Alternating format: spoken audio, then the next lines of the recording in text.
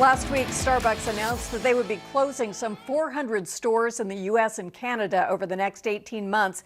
They are also shifting some of their stores in North America to a to-go concept and a pickup-only concept in response to changing consumer behavior due to COVID-19.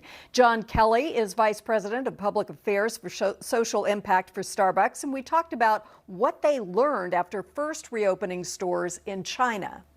Well, I think one important notion is that we're in a monitor and adapt phase. I think the original phase we really considered sort of contain and mitigate. That's the crisis when you have to shut everything down.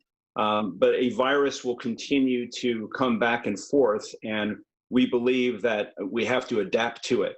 And as the healthcare crisis becomes more and more under control, and we adapt to the new reality of an economic crisis, we have had to employ a number of different protocols, including asking our partners or requiring our partners to wear face coverings.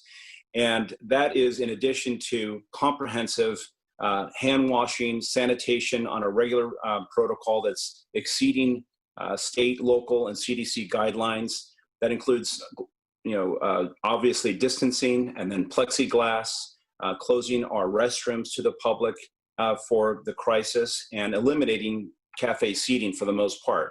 So now, while you can still come into a Starbucks increasingly in more and more locations, it's very incidental.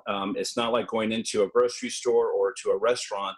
It's really grab and go, which is most of our business. And so we've really had to accommodate this, including having a concierge, a partner who is there to basically help make sure that everybody is staying a safe distance apart, making sure that we're having contactless service, and making sure that the customer comes in. We respectfully request that they wear a face covering, and that they're there for a very short period of time to pick up their drink and have a great Starbucks experience. So it's very different, but what we've tried to do is make sure that we continue to be a welcoming place for everybody as our communities begin to open.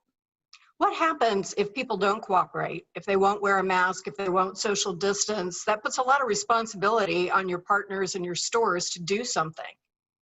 It does, and that certainly is the reality of operating in a complex environment.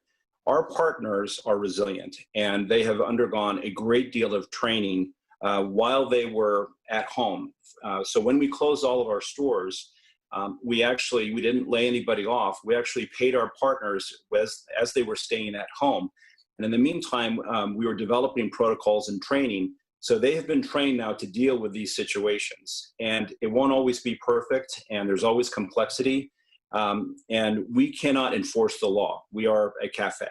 And so we're trusting our customers to do the right thing. And for the most part, they always do. It is in everybody's interest to operate in a safe and responsible manner. We hope everybody will as well. John Kelly from Starbucks.